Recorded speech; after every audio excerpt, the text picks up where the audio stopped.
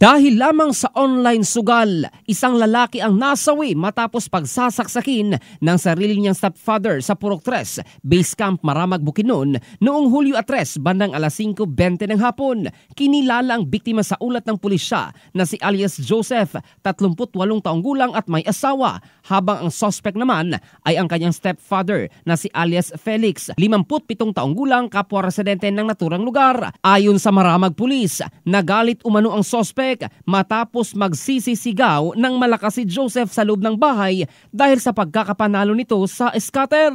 Nauwi ito sa pagtatalo ng dalawa hanggang sa pagsasaksakin ng suspect ang biktima na tinamaan sa kanyang dibdib. Agad namang isinugod si Joseph sa ospital, ngunit idineklarang dead on arrival.